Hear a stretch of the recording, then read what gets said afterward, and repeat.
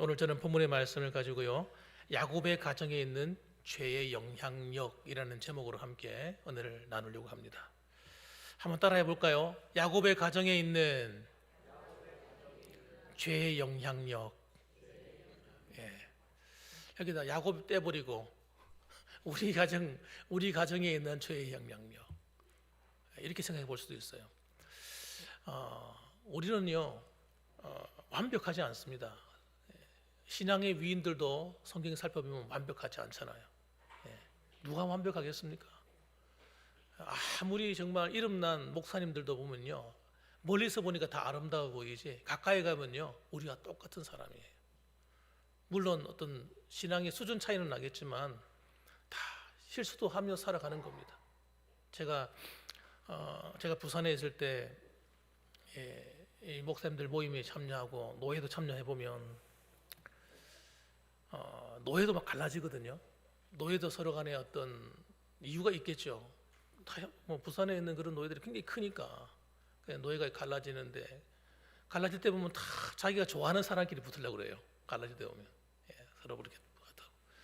또 거기 보면 이제 부산에서 제일 큰 교회가 한 2, 3만 명 모이는 교회가 있는데 수용로 교회가 있고, 지금 정필도 목사님이 돌아가셨습니다.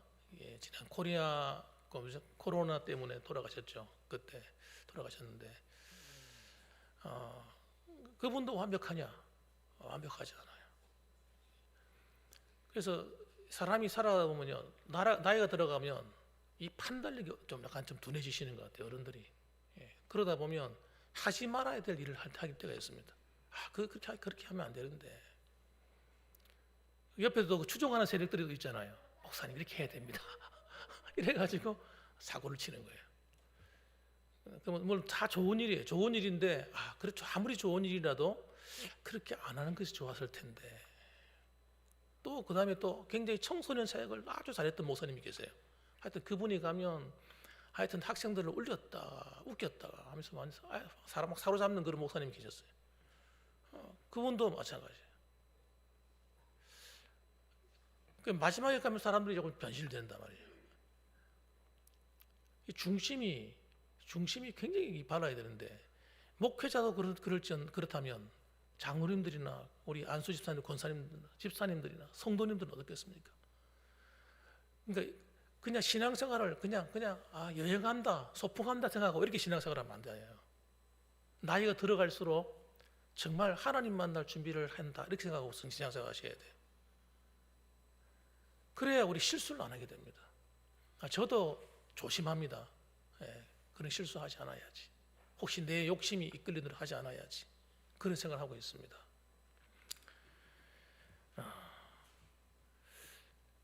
왜냐하면 이 죄라는 것이 여러분 우리에게 그렇게 찾아오는 거예요. 찾아와서 나만 그렇게 삼키는 것이 아니라 우리 가정에게, 자녀들에게도 이 죄의 영향이 흘러간단 말입니다. 흘러가서 난 아버지처럼 안 살아야지 이렇게 했던 아이들이 아버지가 했던 행동을 그대로 따라합니다. 나 우리 엄마처럼 안 해야지 이렇게 해놓고는요, 엄마가 했던 그 일들을, 습관을 나도 모르게 아이들한테 똑같이 행동을 합니다. 이게 영향력이라는 거예요. 좋은 영향력도 있습니다만은 나쁜 영향력도 있습니다. 이건 어떻게 해야 되겠습니까? 확실히 끊어버려야 돼요. 이 죄의 뿌리. 이 죄의 뿌리가 뽑혀져 나와버려야 돼요. 이게 그래서 신앙생활은요, 죄의 뿌리가 뜯어져 나와가지고 내 안에 있는 쓴뿌리들이 확 뜯겨져 나와서 완전히 박살내야 되는데, 그건 주님이 십자가 외에는 없어요. 십자가의 그 앞에서 완전히 뜯겨 나와야 됩니다. 그렇지 않으면요, 이것이 또 나타난다니까, 우리 삶 속에. 그래서 좋지 않은 이 죄의 영향력이 야곱의 가문에도 세 가지 뿌리가 대물림되고 있습니다. 세 가지 뿌리가 대물림되는데, 첫째는 뭐냐면, 따라합시다. 거짓말하는 죄. 거짓말하는 거예요. 남을 자꾸 속이려고 하는 겁니다.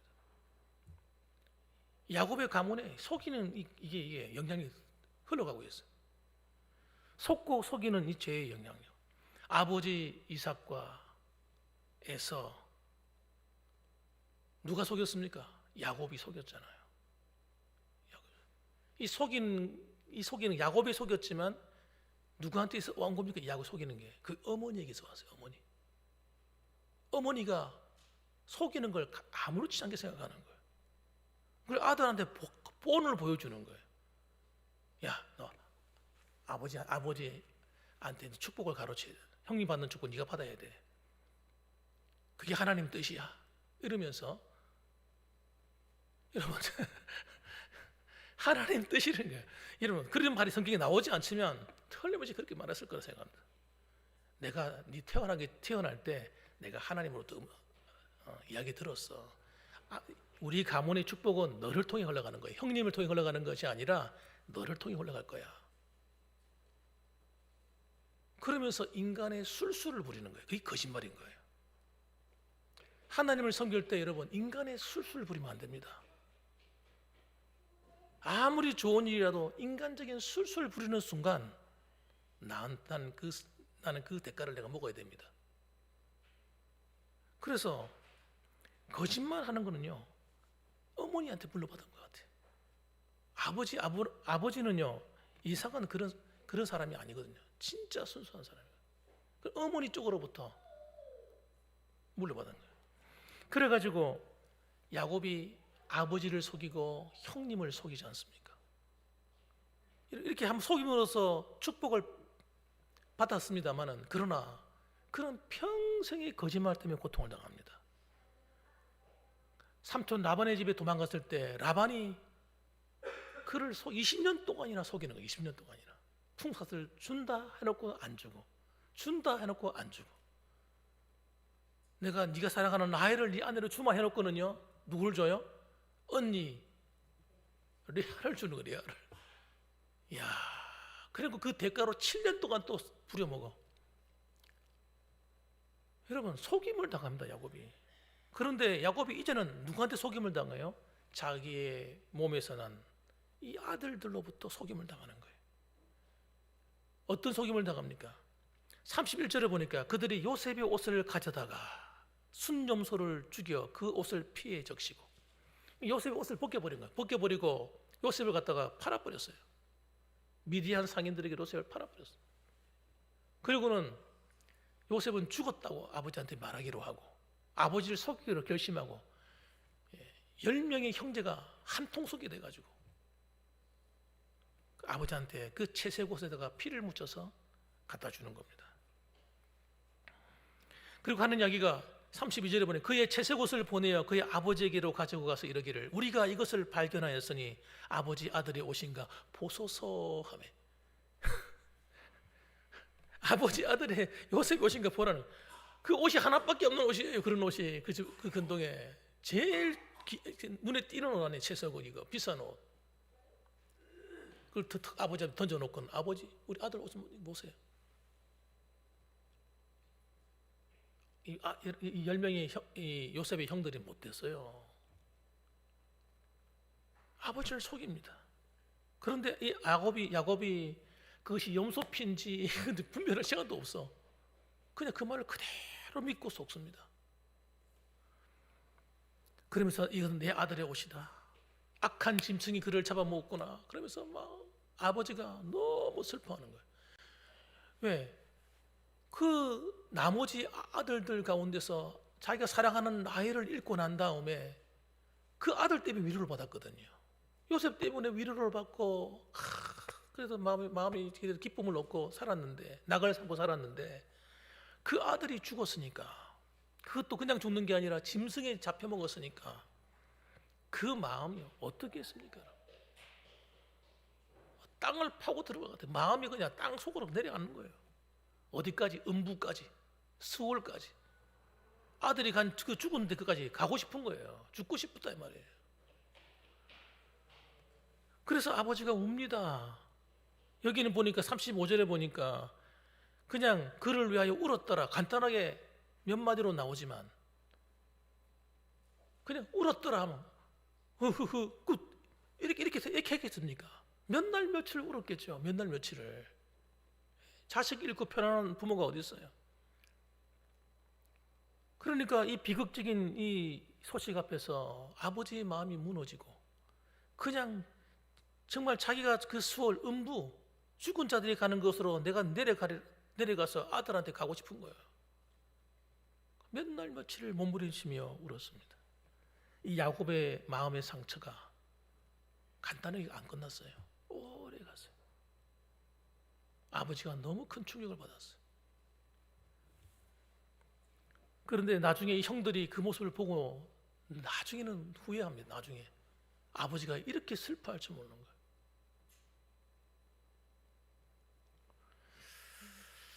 여러분, 이 악한 구조, 이런 것을 왜 자식에게 물려줍니까? 그 했던 사람이 누구예요? 야곱이지. 야곱이 이걸 확실하게 안 끊었어. 철저하게 회개해야 돼. 철저하게 회개 안 한 것 같아. 철저하게 회개를 안 했어요. 성경에 보면 아버지를 속인 죄에 대해서 회개했다는 내용이 안 나와. 마음속으로 회개했는지 모르겠어요. 마음 내가 잘못했다, 뉘우쳤다, 이 정도는 했는지 모르겠는데 철저하게 끊고 하나님, 내가 이 거짓말한 거 이거 내가 하나님 죄송합니다. 하나님 앞에 내가 큰 잘못을 했습니다 하고 회개를 해야 되는데 철저하게 회개를 못한 것 같아요. 그 쓴뿌리가 남아가지고요, 자기도 고통을 당하지만 그게 자기 아이들에게 물러가서 자기가 또 고통을 또 당하는 거예요. 두 번째는요, 가족 간의 미움과 다툼의 죄입니다. 가족 간의 미움과 다툼의 죄, 분쟁하는 죄예요. 어머니들이 한 남편을 두고 서로 차지하려는 다툼이 그 안에 일어나잖아요. 남편은 차지하는 다툼이 일어나요. 그 앞에는 뭐가 있었어요? 야곱과 에서가 서로 장자권을 두고 다투고 싸우잖아요. 미움의 죄, 지금 아들들에게 흘러가고 있는 겁니다. 흘러내려가고 있어요. 그래서 이 야곱에게 사랑받았던 라헬을 향한 사랑이 이제 요셉을 향한 사랑으로 옮겨감으로 인해서 편애라는 편애. 이 편애해서 그 요셉을 사랑하니까 배다른 형제들이 요셉을 너무너무 미워하는 거예요. 비정상일 정도로 미워하는 거예요. 여러분, 정상적인 거 아니잖아요. 사람이 밉다 그래가지고 자기 동생을 죽일 정도가 됩니까? 아무리 밉다 그래도 자기 동생을 갖다가 노예로 팔아버립니까? 돈 20냥, 은 20냥에다가? 그건 아니잖아요. 그럴 수가 없잖아요. 이거는요, 보통 미워한 게 아니에요. 그러니까 어마어마한 미움이 있었던 겁니다. 이 형제들이 아버지의 사랑을 독차지하고 싶은 마음이 서로가 있는 거예요. 그래서 요셉이 아버지의 사랑을 독차지하고 있는 것이 너무너무 싫어가지고 미워서 죽이고 싶을 정도가 되는 거예요. 이야, 기가 막힌 거예요. 그러니까 이런 미움도 어느 선에서 멈춰야 되는데 내가 통제가 되지 않을 정도의 미움이 되면요, 참 곤란합니다. 정말 곤란해요. 우리가 살아가면서 이 미움에게 지지 않기를 주님의 이름으로 축원합니다. 목사님은 안 미워하겠지. 목사도요, 정신 안 차리고 있으면요, 미운 사람이 생겨요. 미운 사람이 생긴다니까요. 그러면요, 영적으로 죽는 거예요. 사람을 미워하는 순간 마귀가, 사탄이 그 사람의 마음을 사로잡아 버립니다. 자기 마음이 통제가 안 됩니다. 인간관계가 파괴돼 버려요. 사람과 좋은 관계를 맺을 수가 없어요. 이런 데 늘 잡혀 사는 사람들은 직장에 가도 미운 사람이 생기고 이웃에 가도 미운 사람이 생기고, 이 미움의 영이 사로잡히게 되면요, 가는 것보다 미운 사람이 생겨요. 미움의 노예가 되어버립니다. 그럼 어떻게 해요? 사람과 관계를 끊는 거지. 그럼 우리는 여러분, 미움의 노예가 되는 것이 아니라 미움을 극복해내는 성도가 되어야 될 줄 믿으시기 바랍니다. 미움을 극복해내는 방법이 뭘까요? 예수님의 십자가밖에 없어. 주님 바라보고 하나님 말씀을 의지해서 미움을 끊어야 되는데, 용서하지 않으면 절대 미움은 끊어지지 않습니다. 용서해야 돼, 반드시. 아무리 내가 오라도 따라합시다. 용서하자. 용서해줘야 됩니다. 용서가 훈련이 딱 돼야 돼, 몸에. 우리 그리스도인들은요, 용서가 딱 몸에 배어야 됩니다. 주님께서 십자가에서 나를 용서해 주신 것처럼 나도 용서하는 거예요. 여러분, 이게 이기는 거예요. 우리는 미워하고 두고 보자, 내가 한번 갚아주리라 이러면 이길 것 같죠? 그건 지는 겁니다. 그때부터 나는 미움의 노예가 되고 마음의 평안은 다 깨어지고 사라지고 없고 마음에 화가 막 올라오는 거예요. 화가. 툭 건드려도 툭 건드리면 욕이 팍 튀어나오고 정상적인 성도의 삶을 살 수가 없어요. 그걸 누가 만들겠어요? 사탄이, 마귀가, 미움의 영이 여러분 사람과의 관계를 깨트려 놓기 위해서 그렇게 작당을 하는 거예요. 성도들이 착각합니다. 내가 미워한다고 생각합니다. 처음엔 내가 미워했을지 몰라요. 나중에는요, 이 악한 영이 미움을 계속 충동질하는 거예요. 그래서 사람이 분노에 사로잡히도록. 그게 바로 지는 겁니다, 여러분. 우리는 때로는 섭섭한 일을 만나고 속상한 일을 만났을 때 사도 바울이 말한 것처럼 선으로 악을 이기는 능력을 반드시 쟁취해야 됩니다. 선으로 악을 이기는 거예요. 이게 여러분 참 어렵습니다만 이 재미를 느끼게 되면, 이 기쁨을 가지게 되면 여러분 어떠한 사람을 만나도 우리가 여러분 좋은 관계를 맺어갈 수가 있어요. 그래서 용서하는 거예요. 용서. 그리고 사랑요, 사랑 안 된다고 말하면 안 돼요. 난 절대 사랑이 안 돼. 난 사랑 못해. 용서도 안 되는, 겨우 했는데 사랑은 어떻게 해? 이게 아니라 여러분 따라합시다. 내 힘으로는 사랑할 수 없지만 하나님 말씀에 순종해서 용서하고 사랑하겠습니다. 이렇게 말해야 돼요. 이게 믿음으로 나오는 말이에요. 내 감정에서 나오는 말은 아니에요. 내 감정은 절대 그게 용납이 안 돼요. 상처받았기 때문에. 그런데 내 감정은 상처를 받았지만 하나님 말씀을 의지해서, 하나님 말씀이 그렇게 말씀하니까 말씀에 순종해서 내가 용서하고 사랑하겠습니다 라고 고백하는 거예요. 여러분, 이 고백이 위대한 고백입니다. 하나님 말씀을 의지해서 나가 선포되는 것이기 때문에 이 말씀의 능력이요, 내 감정을 녹여버립니다. 치유해버려요. 이걸 반복해서 한 10번만 해보세요. 미움이 사라지고 없어요. 희한한 일이라니까요. 어디 갔지? 틀림없이 내가 마음이 상처받아 막 아팠었는데 그 아픈 마음이 사라지고 없다니까. 정말 신기한 일이에요. 그래서 여러분, 가족 간의 미움이 있을 수 있을까 없을까요? 얼마든지 있을 수 있다니까요. 이걸 절대 그럴 리가 없어 이렇게 말하면 안 돼요. 믿는 성도니까 뭐 그럴 수 있겠어. 아니라니까요. 형제 간에도 여러분 미움이 생길 수 있다니까요. 자매들 가운데도 마찬가지라니까요. 고부 간에도 마찬가지예요. 며느리와 시어머니 사이에도 나는 우리 며느리를 갖다가 딸처럼 사랑해요. 웃기지 마세요. 딸처럼 사랑해요. 며느리가 딸처럼 한번 해볼까요? 며느리가 딸은 어떻게 합니까? 엄마 있는데 뒹굴고 엄마 일하고 있어도 소파에 누워버리고 방에다 누워 자기도 하고, 엄마 밥 차려줘, 배고파. 엄마 시큰 일하고 있는데 또 밥 차려달래. 자기가 차려 먹으면 될 텐데. 이게 딸이 하는 거예요. 정말 딸처럼 생각한다면요, 그렇게 해야 돼요. 그래, 내가 차려주고, 그래, 내가 일로 와서 쉬어라. 절대 딸처럼 안 됩니다. 며느리는 며느리일 뿐이에요.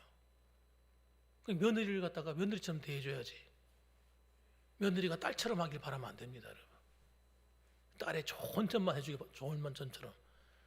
그래서 고부간에 갈등이 딱 생기면요, 이 며느리는요, 딸이 아니기 때문에 딸은요, 와서 내가 큰 소리 치기도 하고 말한다 뭐라 해도 괜찮아요.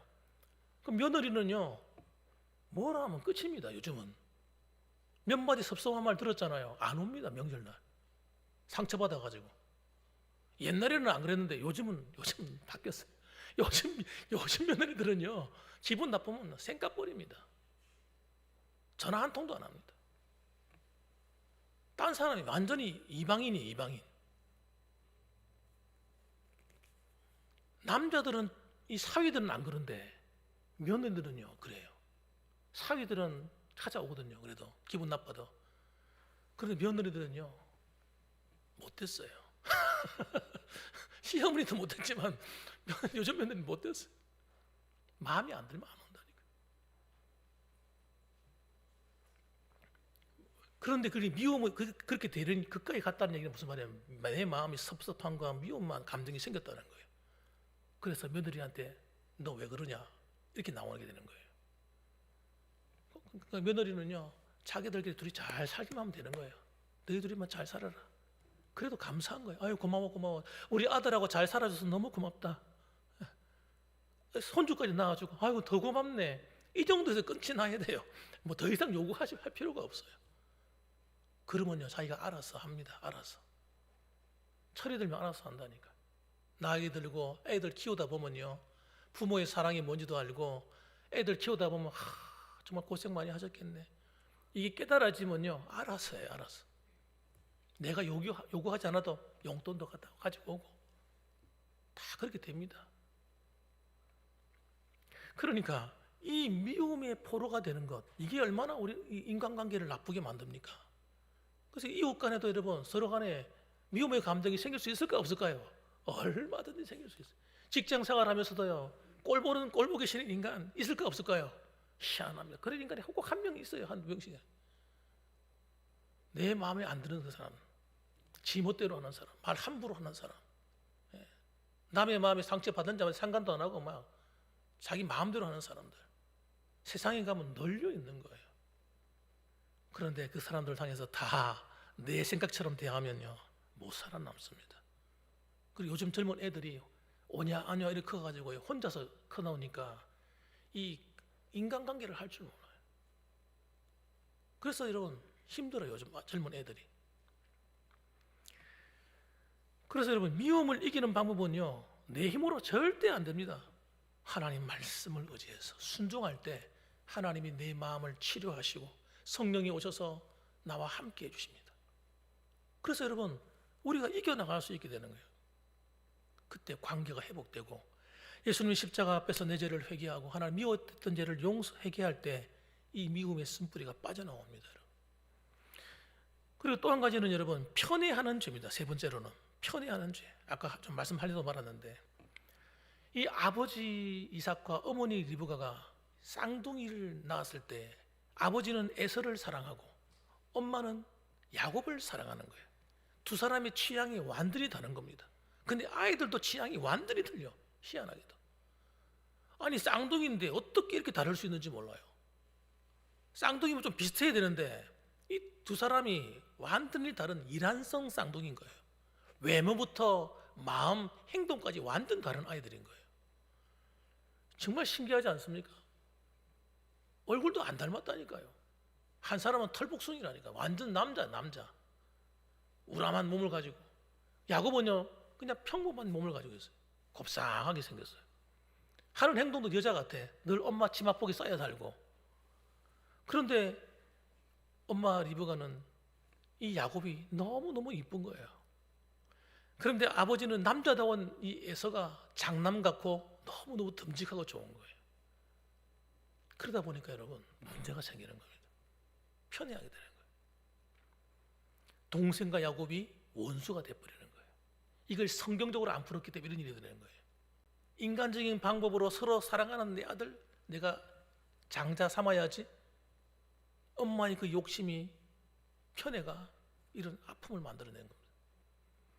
그런데 그것을 경험했던 이 야곱이 또 편애하는 거예요. 편애를. 형제들이 쭉 있으면 형님을 형님답게 대해주고 이렇게 해야 되는데 형님들은 쫓겨나버리고 요셉만 사랑하는 거예요. 와. 근데 제가 예전에 이야기 들어보니까 어른들이 그런 얘기를 하시더라고요. 우리 교회에서도 들어보면 있으면 그 아들 어디 엄마가 아들을 그렇게 사랑하더라, 좋아하더라는 거예요. 아들 하나, 아들 하나 있는 걸 그렇게 쪽쪽 빨고 입에 넣고 넣었다 뺐다 넣었다 뺐다 하면서 그렇게 아들만 생각하더래요. 딸은 너무 섭섭하는 거예요. 예? 뭐 맛있는 거 있으면 탁 남겨놨다가 아들만 주고. 옛날에는 왜 그렇게 아들을 좋아했는지 몰라요. 근데 나중에 시간이 지나고 보면요, 그렇게 사랑했던 아들이 효도합니까? 부모의 사랑을 몰라요. 애를 먹이죠, 오히려. 그런 아들, 그렇게 사랑만 받은 아들일수록 애를 먹입니다. 부모의 애를 먹이고 부모 마음을 아프게 하고 아버지 돈 털어가지고 다 날리고. 그런 딸들은 어떻게 해요? 구박을 받아도 딸들이 잘하는 거예요. 보면 딸들이 꼭 부모를 챙기는 거예요. 그러니까 여러분, 아들 낳았다고 해서 행복할 일이 아니더라고 보니까. 그래서 우리 집에 아들 둘이가 있는데 철저히 제가 가르쳐, 부모 공경을 가르쳐. 내가 안 그러면 안 되겠더라고요. 이게 이 아들들이 똑바로 해야지 싶어가지고 부모 공경을 가르칩니다. 용돈 제가 받습니다, 애들한테. 힘든 줄 알아요. 아는데 부모 공경할 줄 알아야 돼. 올 때 빈손 들고 안 옵니다, 애들. 용돈 꼭 가져와. 기도해주고. 그러니까 생일 되면 아들이 용돈 딱 통장에다 보냅니다. 엄마 보냈습니다. 아버지 따로따로 다 집어넣어. 애들이 또 따로따로 보냈어요, 통장에. 그리고 또 동생이랑 우리 형님이 보냈던가요? 뭐라? 자기만 잘하면 되지 또 형을 또 왜 챙겨? 그래, 형도 보냈지. 일부러 그렇게 해요, 일부러. 그러니까 사랑한다는 게 그냥 좋게 하는 거 사랑하는 게 아닙니다. 애들 다 망치는 거예요. 그래서 좋은 돈이 많고 적은 게 문제가 아니라 하나님을 사랑할 줄 알고, 교회 오면 교회 목사님, 담임 목사님을 사랑할 줄 알고, 또 가정에서 아버지를 사랑할 줄 알고, 이렇게 배워야 애들이 신앙생활하면서 잘하는 거예요. 그래서 명절날 되면 담임 목사님께 선물 가지고 가서 인사드리고 그렇게 하도록 가르치는 거예요. 너희들은 너희 교회 목사님한테 잘해야 된다. 가정에서는 아버지가 아버지한테 효도해야 되지만 교회에서는 너희 담임 목사님이 제일 중요한 분이야. 그 목사님이 너를 위해서 기도해 주잖아. 그래서 목사님을 잘 섬기도록 이렇게 가르쳐요. 그렇게 하면 아이들이 어떻게 되냐면 목사님이 설교의 은혜를 받아요. 목사님이 잘하니까 목사님이 설교에 말씀 들어주면 그 말씀에 귀를 기울이는 거예요. 그런데 영적으로 애들이 손해를 안 보는 거예요. 이런 것을 가르쳐야 됩니다. 그래서 이런 요셉이 자녀들을 갖다가 할 때 그렇게 자녀들을 가르치는 일을 제대로 안 한 겁니다. 안 한 거예요. 애들이 많다 보니까 그런지 모르겠습니다만, 그래서 요셉을 편애하는 것 때문에 얼마나 편애를 했으면 도대체 아이들이 미워 죽게끔 됐겠습니까? 관계가. 그 책임이 누구한테 있는 거예요? 야곱한테 있는 거예요. 야곱한테. 그건 누가 어떻게 다르게 말할 수 없는 거예요. 그 자기가 당하는 그 고통, 속임을 당하고 요셉을 잃어버리는 그 아픔을 겪게 된 건 누구 때문입니까? 야곱 때문이지. 누구 때문에? 그래서 여러분, 우리가 하나님을 섬기고 가정을 돌아볼 때도 자녀들을 대할 때 정말 조심해서 대해야 돼요. 내 마음에 자식들 딱 보면은 내 마음에 드는 애들이 딱 있잖아요. 어쩔 수 없다니까요. 내 마음에 드는 아들이 있어요. 근데 딸이 있고. 그래도 공평하게 대해 주셔야 됩니다. 공평하게 대해 주셔야 돼요. 뭐 하나밖에 없는 건 어쩔 수 없고 하나밖에 없는 것은 뭐 어쩌겠습니까? 그러나 여러 명이 있을 때는요, 그렇게 나한테 아무리 딸이 나한테 잘해도, 아들이 나한테 잘해도 공평하게 대하고 이렇게 대해 주셔야 됩니다. 그래야 아이들이 원수가 안 됩니다. 나중에 재산을 물려줄 때도 너는 특별히 많이 주고 작게 주고 이러면요 안 좋아요. 딱 미리 공평하게 이렇게 해야 여러분, 이런 쓴뿌리들이 가정에서 또 대물림 되지 않고 어려움을 당하지 않는 것입니다. 그러니까 우리가 살아가는 이 신앙생활은 여러분, 그래서 여러분 단순하지가 않습니다. 가정에서 아이를 키워나가고 성도와의 관계를 맺어가고 하는 이런 과정 속에서 우리가 정말 신실하게 하나님 앞에 끼어서 내가 하는 일이 하나님이 기뻐하시는 일인가 늘 생각하셔야 됩니다. 그렇게 해서 교회를 섬기고 교회를 섬길 때도 내가 하는 것이 정말 하나님이 기뻐하시는 일인가 아니면 내 감정대로 하는 건가 생각을 하면서 하는 거예요. 그렇게 하면요 우리가 실수를 안 하게 되고 또 실수했다 하더라도 즉시 회개하고 다시 일어서서 십자가를 붙들고 또 나가는 겁니다. 그렇게 할 때에 여러분 저와 여러분의 가정에 야곱과 같은 아픔이 없게 될 거예요. 오늘도 여러분 이 말씀을 기억하면서 여러분의 가정에 있는 모든 혹시라도 이런 하나님 보기 합당치 않은 죄의 영향력이 있다고 느껴졌다면 여러분 오늘부터 그것을 예수님의 이름으로 끊어내시기를 주님의 이름으로 축원합니다. 아멘. 기도하겠습니다.